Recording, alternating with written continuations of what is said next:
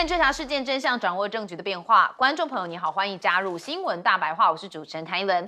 节目一开始来介绍今天的特别来宾，首先是退役中将帅化明，主持人好，各位观众大家好。还有文大国际所教授邱毅，主持人好，大家好。前驻纽大使谢文基，主持人好，各位朋友大家好。好，我们看到美中之间哦，看起来好像还是有一点点烟硝味哦，因为哦，这个习近平感觉还要再对付川普，但是哦，他现在走的是先礼后兵。好，礼什么呢？我们看到何立峰，也就是12号的时候会见了美陆关系全国委员会负责人的时候说，我们陆美的双方应该共同维护好、落实好元首会晤重要的共识跟成果，那也要推动陆美经贸关系稳定的发展。好，美方也说愿好好发挥桥梁的作用，推动深化美陆的交流合作。好，也就是代表说，川习之前在韩国庆州的会晤哦，这个何立峰还是再拿出来哦，说一定要特别遵守里头的一些想法跟共识。好，但是美国 FBI 局长哦，也跟中国大陆这边有一些连结，因为他上周去访中了。好，那这一次访中哦，他说达成了协议，主要就是中国已经全面的指定并列出了所有13种用于制造芬太尼的前体，那同时中国也同意控管7种用于制造芬太尼的化学附加物。好，看起来哦，这跟中国大陆之间哦，美方确实哦，大家都是非常的恭敬哦，而且一直不断在讨论有一些进展。好，但就是后兵在这了。好，我们看到习近平不到2周就晃点川普吗？现在哦，有外媒说，中国大陆已经停买了美国的黄豆哦，这可能会让川普非常的会抓哈。白宫称说，中方承诺在年底之前采购至少是1200万吨的大豆。好，还说在未来3年哦，每年要采购的是2500万吨。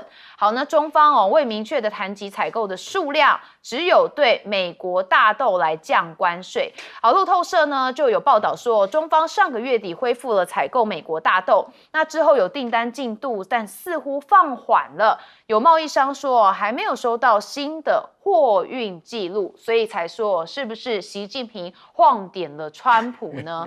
好，那当然先礼后兵也是一招啦。那我们要看到的就是哦，中方还是在稀土上面在出招跟出牌，所以稀土战之间哦，这个美方哦确实也是哦蛮多受伤的。好，那我们看到稀土的间谍战哦，这中间人就是印度的企业，说他偷偷的转卖稀土给美国雷神呢。好，现在被中国追踪晶片，那揭露也制裁了。好，那这个公司呢是以民用电动汽车的名义，从中国进口120吨的高纯度稀土，然后再转手加价30%出售给美国的雷神公司。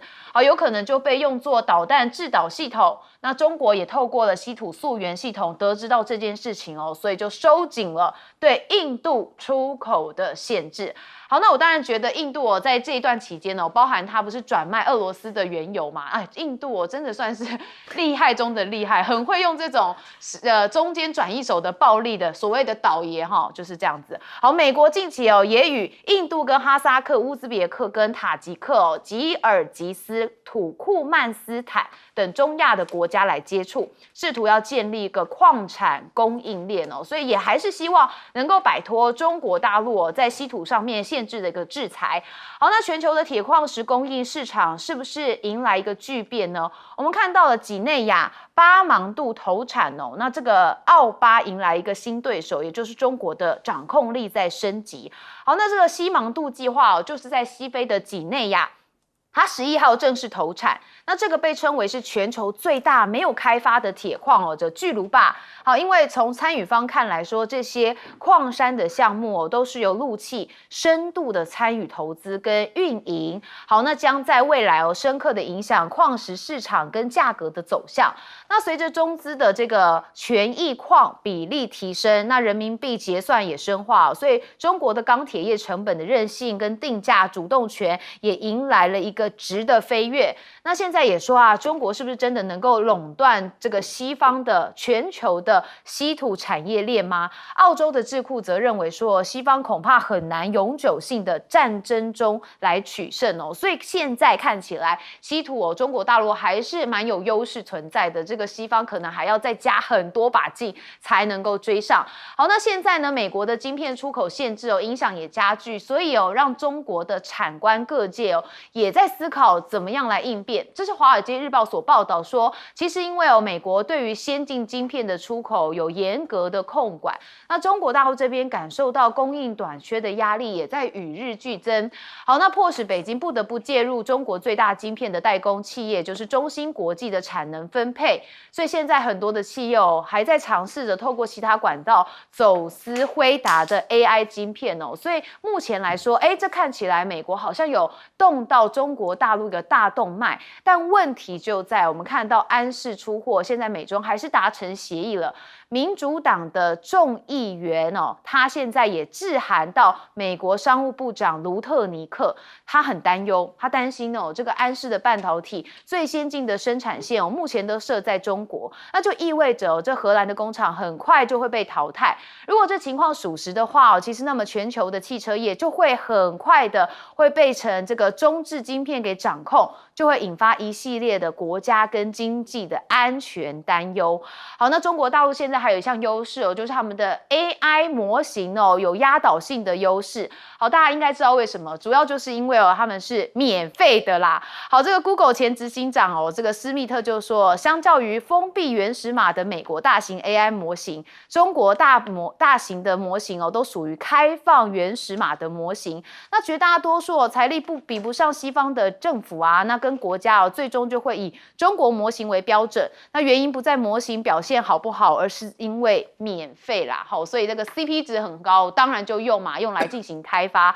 那 AI 的瓶颈是不是从晶片变成电力呢？我们看到了这个 FT 说，便宜能源还是一个强权的根基。好，所以现在美中之间的角力虽然看起来好像稍微比较休兵了，但似乎这个 under table 的暗潮汹涌还是非常多。我们先问将军，第一个大豆当然是川普的当务之急嘛，现在豆都已经收来了，你们卖不出去。中国玩这一招也很高明，我关税免了，其他要买大豆是个别厂商，他们没有意愿，我也没办法，他愿意够多少滴滴答答的，对不对？所以第一个，这就是让川普头痛，继续头痛。芬太尼很简单了，我稍微管制一下，你看那个何立峰讲话，第一个是晓以大义啊，你应该这样，那这个双方见面都是官话，关键是那个 CIA 的 FBI 跟中国谈的暗盘里面搞不好有一招。万一我们那个黑熊的领袖跑到美国去，FBI 把你卖掉不一定啊。这个东西我跟你讲，美国，我到过美国，有一次没带护照，他的白宫下令，纽约机场理得不理你，他的国土部不见得听你的，也不听你国防部的。所以我跟你讲，这种事情不是没有可能，沈伯雄，你要小心一点，你不要以为美国安全啊。第三个 C 土这个管制，起码美国10年的痛苦。你从挖矿、设厂、提炼到产品，你没有个8年到10年，你解除不了这个威胁。所以这10年就会造成中国的军武科技会超越、碾压你美国，因为你没有材料，什么都做不出来嘛。第三个，这个印度搞这个明堂，中国大陆如果要制裁的话，那你印度的汽车工业就不要玩。那个塔塔汽车本来已经不好，还要搞电动车，这一样就把你卡死。所以稀土跟安氏这2个集团呢，是中国可以跟全世界做生意谈判的东西。你们很多国家在做汽车吧？你做汽车就要这晶片，当然中国也被晶片卡得有所苦。那问题就是说，再挨几年呢？中芯如果搞出来了呢？那中国就全胜了嘛。那这一次就是说，大家在掐脖子，看谁喘得过气，谁的气长。那一般讲起来，美国人程咬金三斧头很猛的，后面就没有底气。那中国人就能忍，这个我们前面讲了，忍了几十年，何在乎这1、2年呢？所以这个问题啊，长此看下去的话，这一场关税战跟这个常备管辖战呢，中国是占了上风，不吭气而已。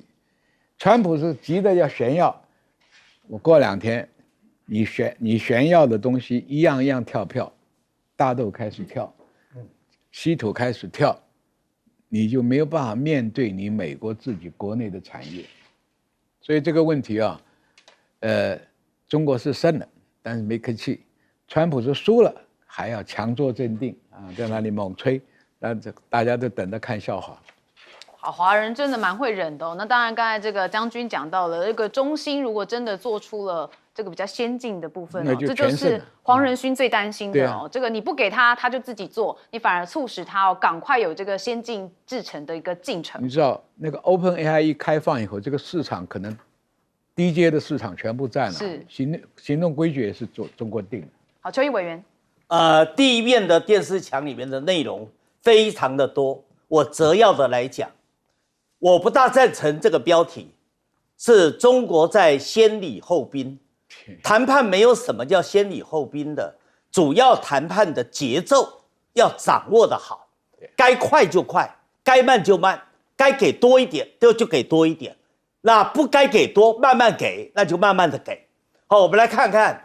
在韩国釜山中美的元首会晤之后出来以后，川普贴文上吹了好大的牛，他说稀土没有问题了，大豆也没有问题了，然后贝森特也加码，认为一切谈的都很好，尤其在大豆的采购上面，他甚至谈到中国每一年会向美国采购大豆1200万吨。所以你们这些中西部州的、洪州的这些农民呢、农户呢，不要担心了，你们的大豆的市场没有问题了。当时候啊，中国的谈判代表李成钢都闷不吭声，最多只是记者逼问以后勉强答了几句。当时我就讲嘛，绝对中国大陆没有答应美国这么多，绝对是川普跟贝森特在吹牛，在夸大。果然如此，你看看，有些真的非常的快。芬太尼的问题很快，川普答应把芬太尼引起的关税调降10%，然后美国的联邦调查局的局长马上在上个礼拜就来中国大陆，就来北京，就谈好了，要管制哪些跟芬太尼有关的化学产品，大家谈定了。然后这一周呢，来了一个大人物，是我们金融保险业里面的巨头 AIG 的创办人，就是莫里森·格林格勒。那这位老先生呢，来跟何立峰一谈，就谈到了很多对企业制裁的问题，当然也会谈到刚才将军所特别提到的安氏半导体的问题。好，因为美国常会来这么一招啊。突然间联系欧洲哪一个国家，然后就给你这个公司来一个接管，然后把你的 CEO 给撤换。结果这次安氏半导体，美国是踢到铁板的，荷兰也踢到铁板了。张学正最后被 fire 掉 CEO 之后，最后还是得回聘。那么基本上大家了解了，中国在成熟晶片上面，尤其在汽车产业。如果安氏半导体在大陆的工厂不供货的话，那美国跟欧洲的汽车产业都得停摆。好，所以双方之间的你来我往。那至于大豆的部分，李成钢根本就没有在吉隆坡的谈判里面答应过1200万吨，这根本就是贝森特跟川普对美国这个斗龙的一个吹牛、夸大、渲染的言辞。所以这一次，你说中国是不是还在大豆上面在琢磨？当然是吧，因为当时候为什么进美国大豆还有个市场条件，就是因为巴西把大豆价格调高了。那你如果让巴西一家垄断的话，反而对中国不利啊。所以进一点美国的，采购一点美国的，那巴西的价格大豆的价格马上往下调整，对中国有利嘛？所以什么是对中国有利的？什么对中国有利就先做，什么对中国不利的就慢慢做。这个达摩克里斯之剑呐，永远悬在头顶上，有时候拉高一点，有时候往下降一点，反正威胁形成了就有效果。那最后我再谈到稀土的问题，稀土高盛已经做过评估了，你要能够赶上中国，不再受到中国稀土的压力，至少得10年的时间呐，甚至得15年呐。所以你今天即使美国不断的找澳洲，找乌克兰，找日本，要去解决稀土矿的问题，现在找上了中亚5国。可是你要知道，中亚5国从2013年跟习近平到哈萨克斯坦去演讲，跟哈萨克总统决定了丝绸之路经济带，再加上后来的海上丝绸之路，就有了一带一路的战略。从这时候开始，中国跟中亚5国之间的关系就非常的好啊。到现在为止，中国与中亚5国的峰会已经落实了3届了。美国要把中亚的国家挖走，没有那么容易的。好，介大使怎么看？这个有关这个中国大陆这个工业啊，西方国家都认为就是说中国大陆有完整的工业生产链，可是呢，很多原料是怎么样？是靠输入的。那其中很重要的一项，除了能源以外，就是什么？就是铁矿。铁矿，中国大陆基本上过去在改革开放这40年啊，铁矿的需求量大增的时候啊，主要供应国就是澳洲。那澳洲事实上话，它有一个公司叫必和必拓，这是世界级的这个矿产公司。那么他们因为掌握了这个矿源啊，所以事实上他们也掌握了定价权。那所以在这个部分的话，另外一方面，政治上如果中澳关系好的话，这个铁矿的供应是没有问题的。可是中澳关系出现问题的时候，像这个原来这个澳洲的自由党政府的时候 ，Morrison 的时候啊，事实上的话，这个铁矿就变成中国大陆比较担心的一个项目啊。所以中国大陆事实上的话，就一方面，另外在世界上各地找这个矿源。那西非几内亚这个矿，事实上是最近几年最近这个发现最大的一个铁矿的一个矿区。那这个从开发到它的营运，到它的整个的这个现在开始量产，中国大陆从开始就深入了。那可见中国大陆在这个所谓的这些重要的原料的供应方面源头的方面的管理跟源头方面的控制下了很大的功夫。那最近必和必拓跟中国大陆在谈这个铁矿的时候我看到的消息是必和必拓已经同意了，原则上同意，今后中国大陆跟必和必拓买这个铁矿砂，澳洲的必和必拓来看可以用人民币来付费了。这个也是双方谈了很久了，因为这个量大，它的金额也很大，很固定。其实你要用美金来买的话，你光美国政府就在那边平扣就赚了一笔。那如果可以用本币的话，事实上的话，对中国大陆来讲，在成本上它也是一个那所以可以达成这样子一个谈判效果，我想主要是另有矿源，也就是几内亚现在这个巴芒杜的这个矿区已经开始投产了。所以这个逼的这个澳洲就不会那么拿翘了。那另外虽然也有其他的矿源巴西什么，可是最重要能够影响到这个澳洲的这个矿业公司的决策的话，我想还是这个新的矿源出来了，而且这个矿源是中国大陆自己可以完全掌握的。最重要，它也是用人民币来计价，所以我觉得大陆很多事情它都要把它能够掌控，自我掌控性不断的提高，尤其在现在这个世界越来越走向一个丛林化的一个国际秩序的一个时代那中国大陆做了很多这方面的功夫，铁矿砂就是其中的一个很明确的一个例子。就是走在自己的节奏上面，才不会被别人所摆弄。好，我们休息一下，马上回来。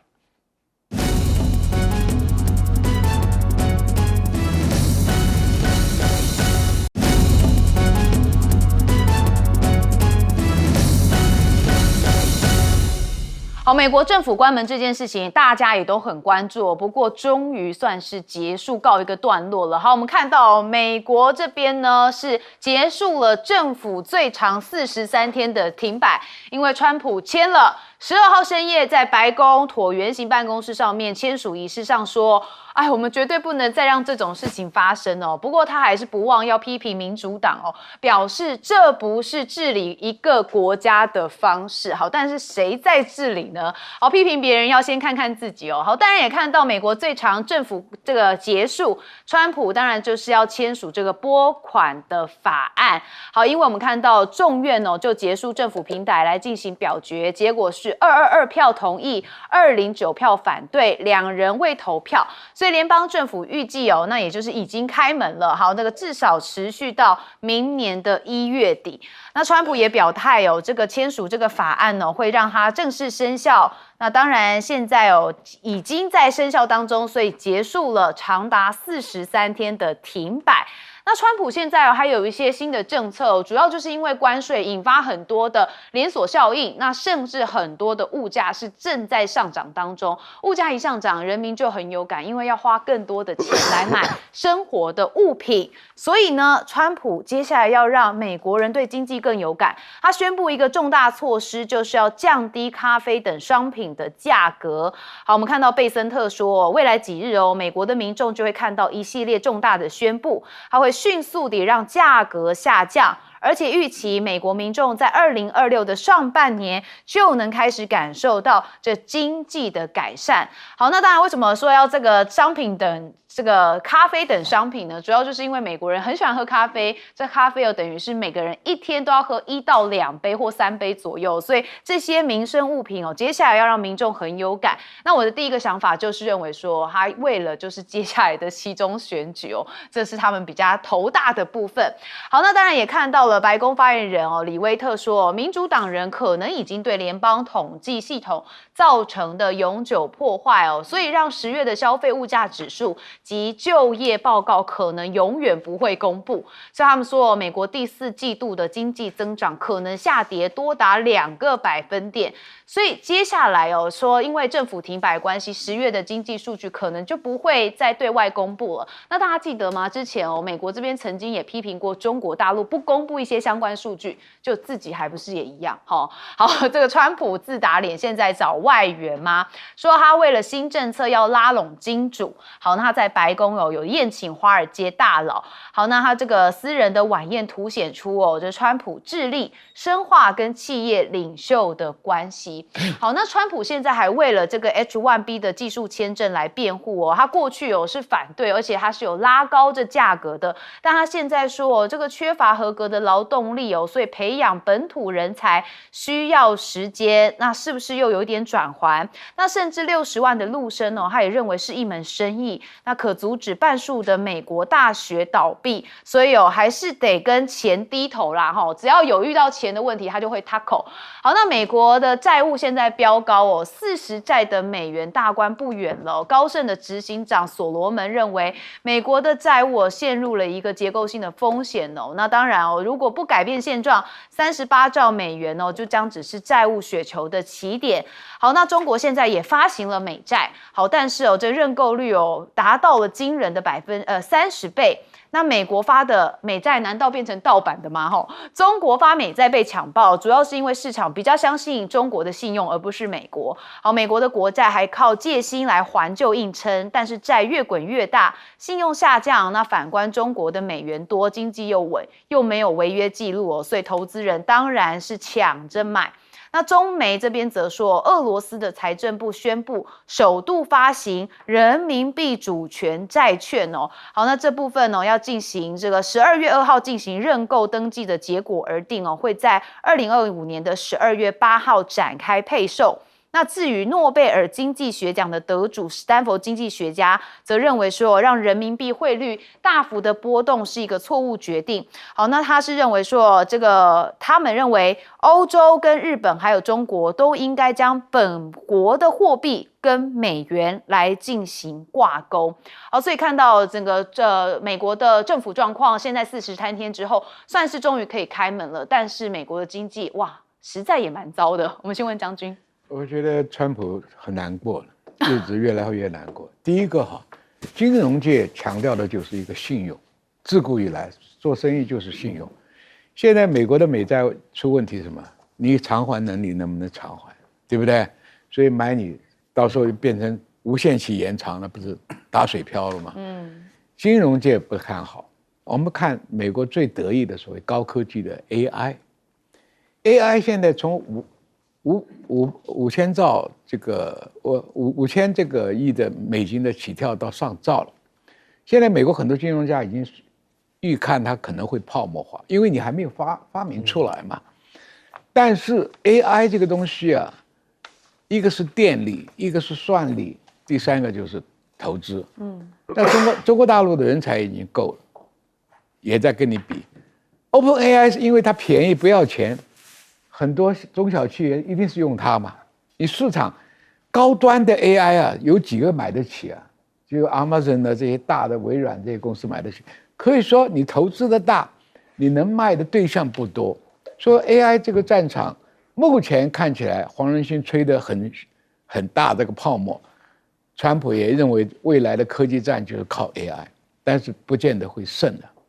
第三个，政府下当40多天，得罪100多万个公务员呢，这些人会不找机会报复你吗？我跟你讲，美国很多机场航班都停了，是因为塔台不上班嘛。这个结怨，川普结怨很多人了。第一个公务员，第二个，如果中国再不买大豆，或者买少了，畜牧州也丢了。第三个，高等法院裁判你关税是违法，你要赔多少钱？对不对？第四个，你所谓的常备管辖的这些东西，因为中国大陆稀土也好，电池也好，它是不是才能配合你美国一起来管制中国？这个都是有问题可以看的嘛。你卡到我，我有东西卡到你，他们还会不会听美国的话，损失自己的经济成长？我相信不会嘛。所以我们从全局来看，川普所设的所有的陷阱，现在自己被套牢。你最得意的金融界，等到 AI 一泡沫化，你最后一点优势都没有了。你告诉我，你还有什么优势？物价是一定涨的，对不对？美元霸权现在是岌岌可危，人民币开始交换，而且人家不相信你美债，所以他为什么急着打委瑞拉呢？还能掌握到最大的油源，拿着阿拉伯的油跟委内瑞拉油来绑美元，这个问题我们等着看吧。他为什么那么急着做？就这个道理。你以为哪里为了缉毒啊？鬼扯！缉毒 ，Coast Guard 就把这个事情解决了，哪里还动用航母？好，我们等一下可以来深入的讨论。对，好，先问邱毅委员。川普又打破自己的记录了。他在第一任做总统的时候，联邦政府关门有35天，这一次是43天，而这43天里面，他对经济所造成的伤害是非常非常大的。所以他用什么方法来帮经济的损失来做弥补呢？川普真的不像是宾州华顿商学院毕业的人，他对经济学还留在凯因斯理论的那一套，他采取的叫盖牌，也就是说10月份美国经济被冲击的最严重，尤其3个指标，第一个指标是 CPI 通货膨胀率，第二个指标是就业率，第三个指标是失业人口数。这3个指标他不敢公布，因为公布出来怕引起了恐慌这个氛围的弥漫，所以就盖牌，就不公布。甚至白宫的发言人还说，大概永远都不会公布。他以为不公布，眼不见为净就没事吗？你要知道啊，人民是有预期心理的。你越盖牌，越不公布，人民越会有猜想，越会预期说经济在10月份一定很糟糕。所以现在为止，美国第四季的预期已经一下子往下跌了2个百分点，一个季3个月预期到12月底它会跌2个百分点，这有多严重啊？你能够像贝森特讲的那么完美，我调降咖啡的价格，通货膨胀就可以减少，哪有那么容易的？美国这一次大概停滞通货膨胀逃不掉了，再加上大家生活成本提高，失业率又高，再加上社会整个犯罪的成本又不断的提升，这太严重了。好，第二个重要的问题就是刚才提到美债的问题。什么叫美债？美债就是美国联邦政府发行，以美元来还本，以美元来付息的国家债券。但是因为现在美国的美债的金额已经到了这个38兆，未来可能依高盛的说法会增加到40兆。而且它在 GDP 的比例已经到了135啦，在这种情况之下，美债的信用越来越差。可是这时候中国崛起了，中国手里头也很多美元啊。我兄弟蔡正元说，因为中国手里有很多的美元，所以反而被美国牵制。但是中国这一次就破茧而出，我手里有美元，我就发行美元债。在去年的11月，他在沙特阿拉伯发行美元债，结果认购倍数20倍，然后现在又在香港发行美元债，你知道认购倍数多少？30倍。相对的美债，它的认购倍数多少？2.5到2.7。你可以想象，为什么中国发行的美元债认购倍数这么高？而美债发行的认购倍数只有它的1/10不到，为什么？就是刚才将军讲的嘛，因为中国的信用比美国好啊，所以美元在中国的手里头，大家信啊，所以中国发行的美元的主权基金债券受到欢迎啊，而美国所发行的美债越来越不受青睐。可是美国的财政赤字又越来越严重，你知道现在美国的财政收入里面有多少要拿来付利息吗？美债利息吗？投资人的敏感度26%啊！好，26%。所以在这种情况之下，美债的信用当然如江河日下。郝大使怎么看？川普事实上的话，他虽然上台不到1年可他很多政策他已经转弯了，对。他这个政策推出来的时候，看起来都好像他信誓旦旦，哇，对美国多好。我们就讲他这2个例子，外国学生，另外一个就是 H1B 签证。那 H1B 签证，你记不记得？他事实上是在大概3个月前吧，突然宣布 H1B 签证要花多少钱？10万美金。对，他对全世界宣布啊，对，后来造成恐慌就已经取得的那不受限，可是呢，你要申请新的 H1B 要花10万美金。当然，可能你今天要用一个外国的这个高阶人力的话，你这个公司你可能要跟那个受雇人员两边各出一半，好不好？那个公司出5万，这个想要拿 H1B 签证的这个外国的这个技术工人，他也要出5万美金啊。结果这个他当初信誓旦旦结果他最近2天讲了，说事实上的话。这个H1B 签证对美国很重要，对，因为美国本身目前没有办法一下就取得很多这些技术人才，H1B 签证是美国取得全世界技术人才的一个很重要管道。那他当初为什么要把 H1B 签证的那个费用搞到10万美金，叫谁都不想到美国工作呢？对，这个就是立刻就转向啦。另外一个。对于这个外国学生的，川普对外国学生一直就没有好感。今年6月中时候，他突然下了一个命令，全美国都吓一跳。他说，哈佛大学的现有的外籍学生必须立刻转学。然后呢，哈佛大学禁止他可以招收外国学生。你知道那个时候外国学生在哈佛大学多少？6700人。占他所有学生的27%，要这些学生转学。然后呢，可是他前2天接受 Fox News 的时候，他说，美国很多大学如果没有外国学生的话，这些学校会破产。所以说他开放60万个外国学生的这个机会给中国大陆学生。他做事情就是，如果一个国家的政策可以这样子搞的话，这国家还能够继续正常营运下去吗？同样一件事情，不要3个月他就改变了。那这种可见他都是很随机的，他就是个独裁者。那么不计后果一时兴起就怎么样，就任意而为，不到3个月怎么样，就自己竖白旗投降。所谓的朝令夕改，对不对？就是这样子的感觉。好，我们休息一下，马上回来。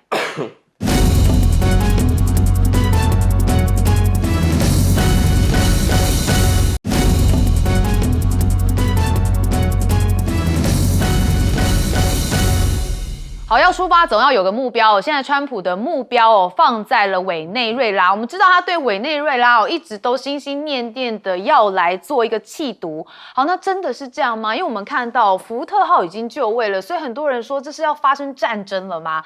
美国媒体也就是纽时引述了多名美国官员报道说，川普政府在策划对美国军事行动的多种选项，包含直接攻击、保护马杜洛的军事单位，还有出手夺取这个国的油田。虽然川普还没有决定如何推进行动，但是多名高阶的幕僚正在推动要推翻马杜洛的政权。但是是不是有点大炮打小鸟呢？因为他用到的是福特号那这是美国最大的战舰航母那抵达了加勒比海域。五角大厦说，目的在强化侦测、监控并破坏非法的活动，说是特别针对涉嫌走私的毒品的船只。好，但是华尔街日报报道说，这个航舰的舰群火力非常强大远超过了这个小型走私艇所需要，所以质疑川普政府的实际用途那你可以看到，包含了 MQ-9 死神无人机、F-35战斗机以及 AC-130J 的攻击机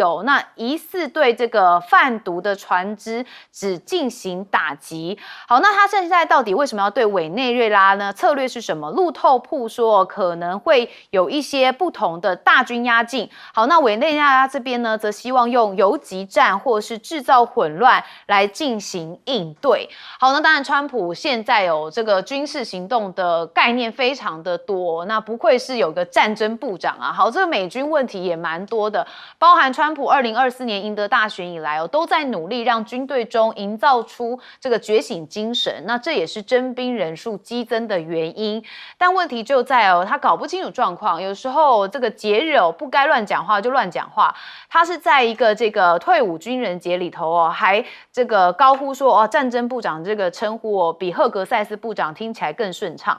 就有学者说他觉得很震惊。那2018年第一次世界大战停战100年的纪念活动他说川普下雨就懒得参加全程，现在又亵渎了退伍军人节。他说总统先生这个网友呛说，你是在参加这个退伍军人节，不是阵亡将士的纪念日他说你是不是把它搞混了？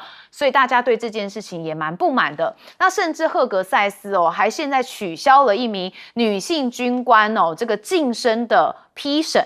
好，那他完全无预警的取消，也让蛮多人对这件事情不满。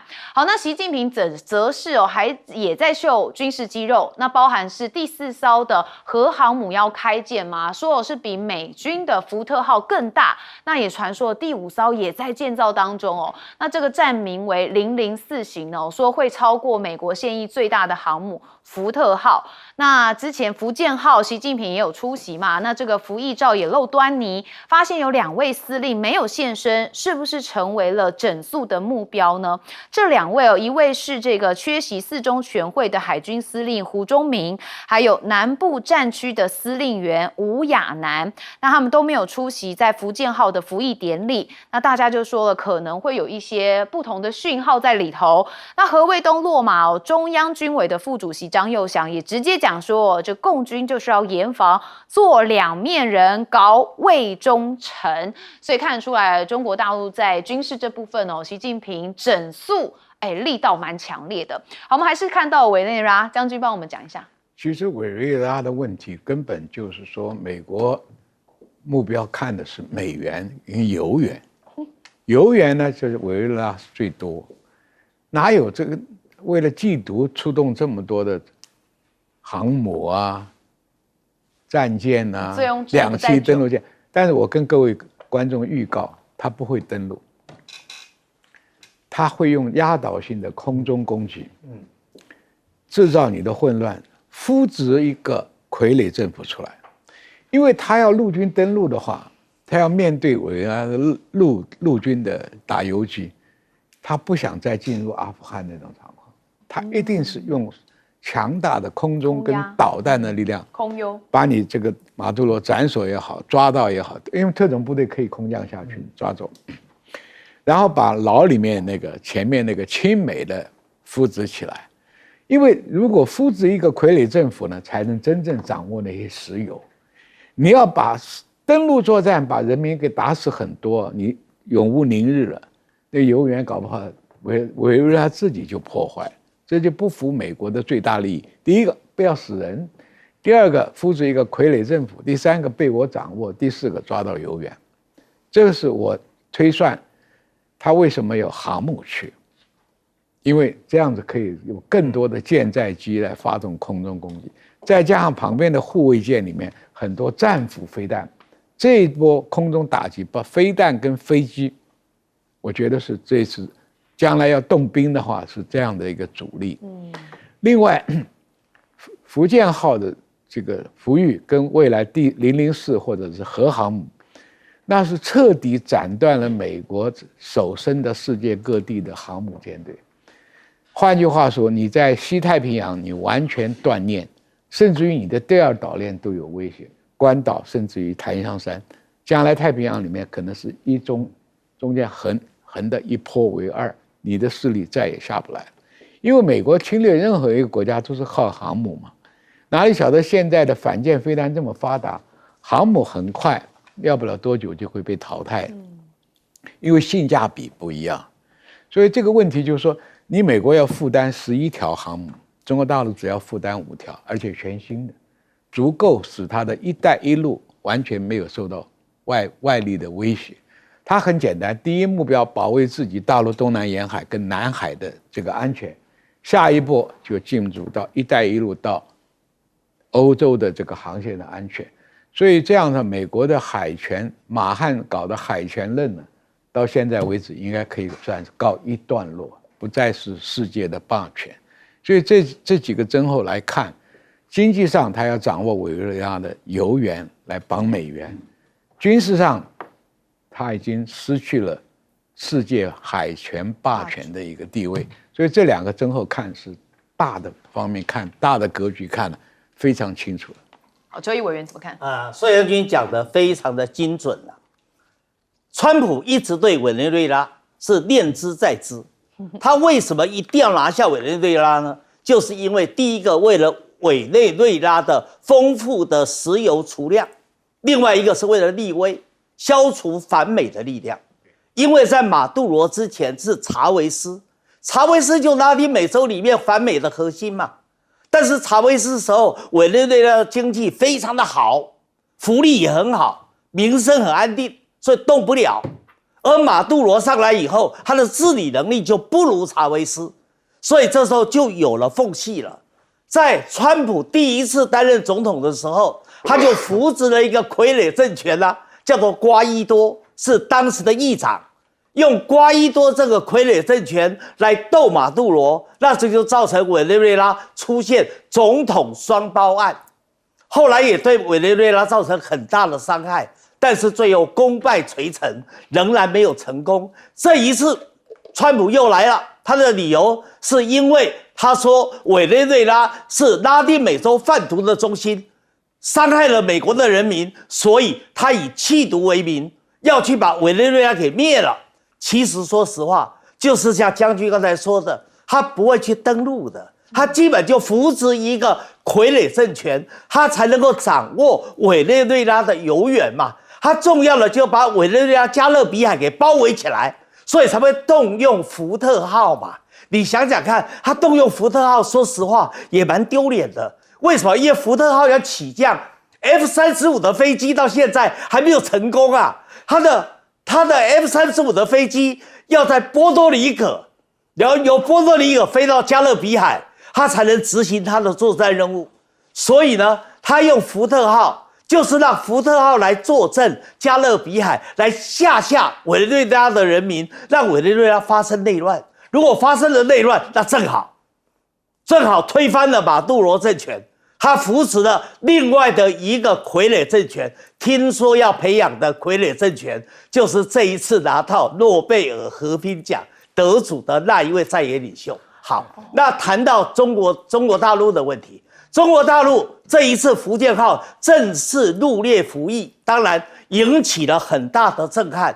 但是大家知道，中国大陆现在还在制造的还有2个航母，一个航母是在江南造船厂，在江南造船厂的是福建舰的姐妹舰，也就是常规动力，大概也在10万吨上下。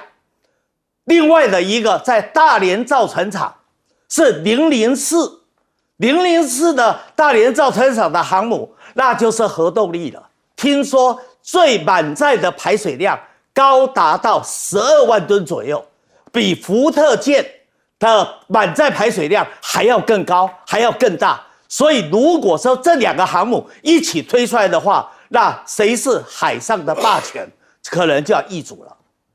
好，再问介大使。其实现在很多国际政治学者都说啊，整个国际社会在重新走向一个新的丛林时代。什么叫丛林时代？就是说啊，没有规则，丛林法则。丛林法则是什么？弱肉强食，拳头大的啊就可以决定秩序，拳头小的呢，你就只能接受秩序。那中国大陆现在是美国啊，还有想要联络他的盟友啊，作为一个对付的对象。那你看川普有没有法治的观念？完全没有啊！他今天要打谁就打谁啊！委内瑞拉他可以随便打吗？照着国际法是不行的。可是他现在军队就去打，而且他已经打了人家好几艘船了，对，有秩序吗？所以现在中国大陆，我觉得他们这个整个大陆对这个现在跟未来的国际社会的这个秩序的看法就是丛林法则。那靠什么？只能靠自己。靠自己最可靠的是什么？靠自己就是军队。所以中国大陆过去已经10年来，都说这个舰艇跟下饺子一样，以前的饺子还小颗一点，现在下的都是极大颗的。如果说那个004是12万吨的话，那是全世界最大的航母。美国的航母也不过10万吨，而且这个004呢，不只是12万吨，它还是核动力潜艇，它是无限续航，它不要加油的。核动力、核子反应炉的，可以在这边在海上巡10年都不需要加燃料啊。所以呢，中国大陆我觉得策略已经非常清楚了，就是靠自己。然后呢，面对任何挑战，自己有能力来应付，有能够击败对中国大陆的任何的这种，尤其是武力的攻击。所以呢，我觉得就是说，大陆的给我感觉就是说，他对于环境的变化很敏感。那他对于环境面，他感知以后呢，他有行动。这个行动就是什么？就是面对不确定的未来，把未来掌握在自己的手里面。那现在美国你可以看出来，川普不到1年，对中国大陆已经怎么样？